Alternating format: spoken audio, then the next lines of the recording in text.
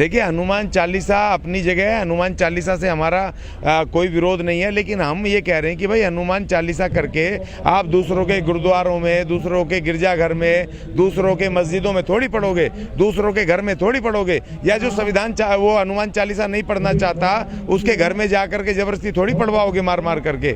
देखिए, बाबा साहब भारत के संविधान के अनुच्छेद 25 में धार्मिक स्वतंत्रता दे करके गए। कौन किस धर्म को मानता है वो उसका, हर नागरिक का अपना व्यक्तिगत मामला है। कौन किस देवी देवता को मानता है, किसका पाठ करता है, कौन सा चालीसा करता है, कौन किस विधि के साथ पूजा पद्धति करता है, ये हर नागरिक का व्यक्तिगत वो अधिकार बाबा साहब आर्टिकल 25 में स्वतंत्र अधिकार दे करके गए। तो उसमें आप किसी को मार मार के कहो कि आप जय श्री राम बोलो, आप जय हनुमान बोलो, या कोई कहे कि आप अल्लाह बोलो, अकबर बोलो, वो पूरी तरीके से गैर संवैधानिक है। हम उसके बिल्कुल पूरी तरह विरुद्ध हैं। हर आदमी को अपने अपने अनुसार, संविधान के अनुसार धर्म को मानना, किस देवी देवता को मानना, कैसे पूजा करनी है, बाबा साहब अधिकार दे के गए। और हम इसीलिए संविधान चालीसा पढ़ रहे हैं, क्योंकि संविधान में जो आर्टिकल 25 है वो तमाम देश के लोगों तक जाना चाहिए। इस देश में जो फंडामेंटल राइट्स हैं वो फंडामेंटल राइट अधिकार पता चलना चाहिए हर नागरिक को। तो 40 अधिकार हमने संविधान चालीसा में जो हम पढ़ा रहे हैं, 40 ऐसे अनुच्छेद जो भारत के हर नागरिक के जरूरी है उसको जानना, जो कि कोई भी प्रशासनिक अधिकारी उनके साथ कोई भ्रष्ट आचरण ना कर सके, उनको लूट ना सके, उनके विरुद्ध कोई किसी तरह का कोई गैर कानूनी और अनैतिक कार्य ना कर सके। इसलिए हम इस संविधान को पढ़ा रहे हैं, संविधान चालीसा को हम कर रहे हैं। और आज 6 दिसंबर को बाबा साहब के परिनिर्वाण दिवस के दिन जैसा पवित्र दिन कभी हो नहीं सकता। लेकिन बीजेपी के कैबिनेट मंत्री ने तो कहा था कि हम संविधान बदलने आए हैं केंद्र में। नहीं तो हम उन्हीं को बदल देंगे ना, जनता बदल देगी। उनके घर का राज थोड़ी कि संविधान बदल देंगे। ऐसे कैसे बदल देंगे? ये डेमोक्रेटिक अधिकार है। पहली बात तो संविधान बदलना तो छोड़ो, संविधान में अगर एक संशोधन भी करना है तो उसके लिए आपको बहुत सारे प्रोसेस हैं, प्रक्रियाएं जो अपनानी पड़ेंगी। सबसे पहले तो आपको कैबिनेट में लाना पड़ेगा, कैबिनेट के बाद आपको स्टीयरिंग कमेटी में लाना पड़ेगा, उसके बाद आपको लोकसभा और राज्यसभा फेस करते हुए फिर राष्ट्रपति भी है आखिरी जिसका साइन होना। इतना आसान काम नहीं है। और उसके बाद अगर संसद और अगर ये प्रशासन अगर अपनी मन मर्जी करते हैं, अगर कट्टरपंथी गुंडागर्दी करके अगर जबरदस्ती करते हैं, तो फिर जनता है, सड़क है और जनता का एक छत्र राज है।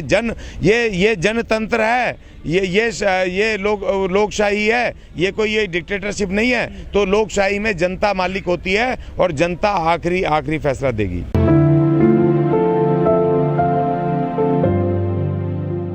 और आज जो बाबा साहब ने जितनी उन्होंने संघर्ष किए थे, जितनी मेहनत की थी, और तमाम लोगों के लिए जो संविधान बना करके पूरे अधिकार दिए, और संविधान तो एक लास्ट की चीज़ थी। उससे पहले जो उनके शुरुआती संघर्ष थे, जो कि अपने आप को और अपने समाज को देश दुनिया के सामने प्रस्तुत करने का, और इस देश की राजनीति में, राज्य सत्ता में दखल पेश करने का, तो जो उनके प्रयास थे, जो संघर्ष थे, वो बहुत महत्वपूर्ण थे।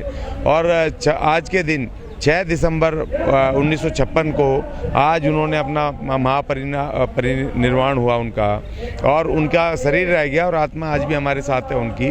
और इसीलिए आज ये महत्वपूर्ण इसलिए है क्योंकि जब संविधान खतरे में है, संविधान के ऊपर संकट है, और आज जो संवैधानिक वैल्यूज़ हैं, चाहे वो अनुसूचित जाति जनजातियों के अधिकार की बात हो, चाहे वो महिलाओं के अधिकार की बात हो, चाहे वो मजदूरों की, मेहनतकशों की अधिकार की बात हो, और चाहे वो कमज़ोर पक्ष हों जो कि अपने आप को, चाहे वो अभी हिंदूवादी समझ रहे हों या वो किसी उसमें धार्मिक उन्माद में आकर के इस देश को, इस संविधान के विरुद्ध काम कर रहे हों, उन लोगों को ये भी नहीं पता कि हम जिस डाली पे बैठे हैं, उस संविधान की डाली पर जिस सुरक्षा, समानता, स्वतंत्रता और उसके साथ न्याय के लेकर के हम बैठे हैं, उसी को हम काट रहे हैं। तो हम उन तमाम लोगों को हम ये बताने आए यहाँ पर आज 6 दिसंबर को, उनके अधिकार के बारे में मेमोरेंडम सरकार को देने आए हैं कि आज बाबा साहब का परिनिर्वाण दिवस है।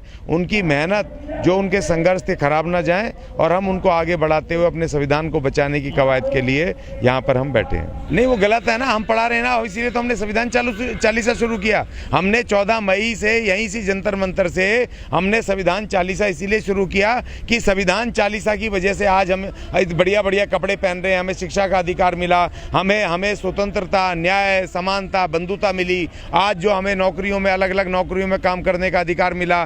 तो देखिए, हम ये कह रहे हैं कि जो संविधान चालीसा का कॉन्सेप्ट है उसमें ढोल गवार शूद्र पशु नारी वो सब सकल ताड़ना के अधिकारी हैं। और जो बाबा साहब का संविधान चालीसा है जो 26 जनवरी 1950 को लागू हुआ उसमें ढोल गवार शूद्र पशु नारी सब मानवीय और संवैधानिक अधिकारों के अधिकारी हैं। तो ये फर्क हम लोगों को बता रहे हैं कि भाई जब 5000 साल से भी तो यहाँ संविधान चालीसा था ना इस देश में, वो हनुमान चालीसा, लोग हनुमान चालीसा पढ़ते थे, कीर्तन करते थे, भजन करते थे, दुनिया भर के वो ग्रंथ पढ़ते थे, मगर क्या हमें शिक्षा का अधिकार मिल पाया? नहीं मिल पाया। तब हमारे पास प्रतिबंध थे शिक्षा के, महिलाओं के ऊपर, ऐसे अछूतों के ऊपर, शूद्रों के ऊपर अछूत यहाँ प्रतिबंध थे। और हमें अपने जो परंपरागत काम थोपे गए थे मनुस्मृति में, हमें वही काम करने पड़ते थे, हम उससे अलग काम नहीं कर सकते थे। हमारे पास पैसा होते हुए भी हम धरती नहीं खरीद सकते थे। हम अपने पास कोई सोना, हमारी बहन बेटियां अच्छे अच्छे कपड़े पहन के सोना चांदी पहनने पे प्रतिबंध था, हमें सड़कों पे निकलना प्रतिबंध था, मंदिरों में जाने पे प्रतिबंध था। हमारे महान बाबा साहब जिनका आज महापरिनिर्वाण दिवस है, उन्होंने मंदिर आंदोलन करा, मंदिर हमारे लिए खुलवाए, उन्होंने पानी का आंदोलन करके पानी पीने का अधिकार दिलवाया, और उन्होंने संघर्ष करके शिक्षा का अधिकार इस महान संविधान में, इस संविधान चालीसा ने हमें शिक्षा का अधिकार, पीने के पानी का अधिकार, कपड़े पहनने का अधिकार, जमीन खरीदने का अधिकार, अलग अलग अपनी योग्यता अनुसार रोजगार करने के अधिकार, व्यापार करने के अधिकार, और तो और अगर हमारे पास कोई गैर कानूनी काम हो तो न्याय का हमें अधिकार मिला, और स्वतंत्र रूप से अपनी बात रखने का अधिकार, और इस देश की डेमोक्रेसी में, इस देश के शासन में राजा बनने का अधिकार दिया। जिस शूद्र को अपने परंपरागत पेशे छोड़ के काम करने का अधिकार नहीं था, बाबा साहब ने हमें राजा बनाया। हमारी 4-4 बार मुख्यमंत्री रही, हमारे सांसद बनते हैं, हमारे विधायक बनते हैं, हमारे लोग मेयर, डिप्टी मेयर बनते हैं, तो वो इस महान संविधान चालीसा की वजह से, ना कि किसी हनुमान चालीसा की वजह से। लेकिन ज्ञानी जी, अभी भी देश में जातिवाद बड़े पैमाने पर होता है, घड़ा छूने पर हत्या कर दी जाती है छात्र की, और घोड़ी नहीं चढ़ने दिया जाता है, कैसे बारात रोक दी जाती है। संबंध में वाल्मीकि परिवार की बारात नहीं चढ़ने दी, 50-60 पुलिसकर्मी लगाए वहां पर उत्तर प्रदेश में। देखिए, हम इसीलिए कह रहे हैं कि ये संविधान चालीसा को अभी तक लागू नहीं किया इन्होंने पूरी तरह। 70 वर्षों में जो सरकारें थी, पहले कांग्रेस की सरकार रही 60 वर्ष, फिर बीजेपी की सरकार भी 6 साल पहले रही, 2.5 साल पहले भी जनता पार्टी के रूप में रही, और अब भी 8 साल हो गए, करीब 15 से 16 साल बीजेपी की भी सरकार को हो गया है। उसके बावजूद भी यहाँ पर संविधान हमारा पूरी तरह से लागू नहीं हुआ, और जो प्रशासनिक अधिकारी हैं उनके ऊपर बिल्कुल भी कोई तरह का उनके ऊपर कोई किसी सरकार का प्रेशर दबाव नहीं है कि वो संविधान कानून को लागू करें। देखिए, वो पहली जिम्मेदारी होती है वहाँ के पुलिस की, प्रशासन की, वहाँ के एसडीएम की, कलेक्टर की, जो जिला मजिस्ट्रेट है, और वहाँ का लोकल पुलिस प्रशासन, कि अगर किसी इसी तरह की कोई घटना होती है, और संविधान में जब हमें अधिकार है, हमें सारे स्वतंत्र अधिकार हैं कि हम घोड़ी पे भी चढ़ सकते हैं, हम पानी भी ले सकते हैं, हम बारात भी निकाल सकते हैं, तो ये उसकी इलाके की जिम्मेदारी है। SC/ST एक्ट को क्यों नहीं फॉलो करते, तुरंत उससे कार्रवाई क्यों नहीं करते, क्यों जो इस तरह के लोग हैं,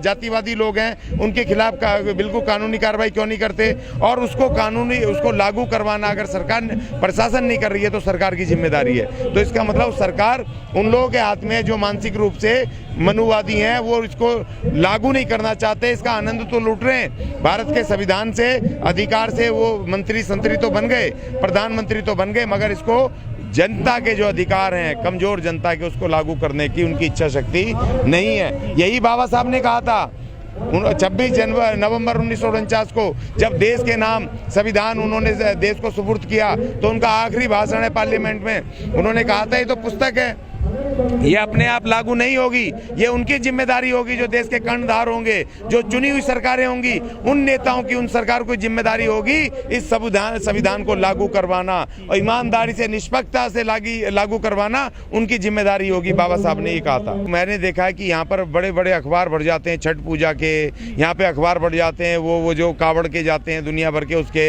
दशहरे के, और जिस आदमी ने संविधान लिखा, इस देश को एक व्यवस्था दी, और इस तमाम लोगों को अधिकार दिए, 1 to all। देखिए, आर्टिकल 14 इस देश का सबसे बड़ा आर्टिकल है, जो लिखता विधि के समक्ष हर नागरिक समान है, वो बाबा साहब ने लिखा है। उसमें जाति नहीं है, धर्म नहीं है, कोई नहीं है। और जो प्रेम्बल है, जो प्रेम्बल की पहली लाइन है, we the people of India, हम भारत के लोग, उन्होंने कहा हम भारत के लोग, उसने ये नहीं कहा हम हिंदू के लोग, हम दलित के लोग, हम फलाने के लोग, उन्होंने कहा हम भारत के लोग। उसमें दलित भी हैं, उसमें ईसाई भी हैं, उसमें मुसलमान भी हैं, हिंदू भी हैं, सब हैं। हैं, हम सब भारत के लोग हैं। तो लेकिन अगर उस महान आत्मा का, जिसको दुनिया सिंबल ऑफ नॉलेज मानती है, जो पूरी दुनिया उनका सम्मान करती है, अगर इन भारत सरकार और राज्य सरकारों ने अगर एक भी आज ऐड नहीं दिया, वो बिल्कुल निंदनीय है, घोर निंदनीय है, और उनकी जितनी निंदा की जाए वो कम है। अखबारों में खबरें तो छपती नहीं है बाबा साहब को लेकर या दलितों को लेकर, लेकिन विज्ञापन भी जारी नहीं किया है। बड़े बड़े मंत्रालय हैं, चाहे रेलवे हो, चाहे केजरीवाल जी हो, सामाजिक कल्याण मंत्रालय हो, आखिर किसकी कमी मानते हैं इसमें? नहीं, हमारी जनता की कमी है कि हम उन लोगों को, उन जातिवादी लोगों को चुनते क्यों हैं। देखिए, बाबा साहब जो हमें अधिकार दे गए थे वोट का, वोट में बहुमत हम 35% लोग SC ST के लोग, और हम नेता किसको मान रहे हैं? वो 1.5% जो मनुवादी लाला है, जातिवादी, वो लाला जो पहले कहता था मैं पढ़ा लिखा सिविल सोसाइटी का आदमी हूँ, और वो कह रहा है नेहरू प्लेस में जा करके, वो कह रहा है कि मैं बढ़िया हूँ, मैं व्यापार मैं समझता हूँ, हिसाब किताब समझता हूँ, और उसका उप मुख्यमंत्री क्या कह रहा है? सिविल सोसाइटी, पढ़े लिखे लोग होने का दावा जो करते हैं, वो जब उस पर करप्शन के चार्ज लगे तो वो क्या कह रहा है? मैं राजपूत हूँ। जो जातिवादी लोग हैं, अगर हम आकर खुली आंखों के साथ अगर हम अपने उस पर पट्टा डाल लें, अभी जो चुनाव हुआ है MCD का, हमारे ही लोग जा करके कह रहे हैं, जो नमो बुद्धा है, जय भीम बोल के बाबा साहब का होने का या संविधान का होने का ढिंडोरा पीटते हैं, वो उस जातिवादी लाला को वोट कर रहे हैं। तो उसमें कमी किसकी है? बाबा साहब की है, या कमी उन लोगों की है जो आंख में पट्टी बांध करके उन जातिवादी लोगों को वोट कर रहे हैं? देखिए, आप किसी भी जाति से, धर्म से हो सकते हैं, अगर आप सत्ता में बैठ के अगर जाति की बात करेंगे तो आपका बहिष्कार होना चाहिए। मैं बहिष्कार शब्द का सबसे बड़ा विरोधी हूँ, लेकिन ऐसे लोगों का बहिष्कार होना चाहिए, उन पे कार्रवाई होनी चाहिए जो वहां सत्ता में बैठ के मुख्यमंत्री और उप मुख्यमंत्री होके अपनी जाति बता रहे हैं। इसका मतलब आप इस देश के संविधान के विरुद्ध काम कर रहे हो, आप इस देश के कानून के खिलाफ काम कर रहे हो, आप इस देश के नागरिकों की भावनाओं के खिलाफ काम कर रहे हो, तो आपके खिलाफ केस बनने चाहिए। और उल्टा आप उनको सत्ता दे रहे हो, वो मेयर बनाने की और ढोल बजाने की तैयारी कर रहे हैं कल, तो इसलिए गलती हमारी है, उन लोगों की नहीं है।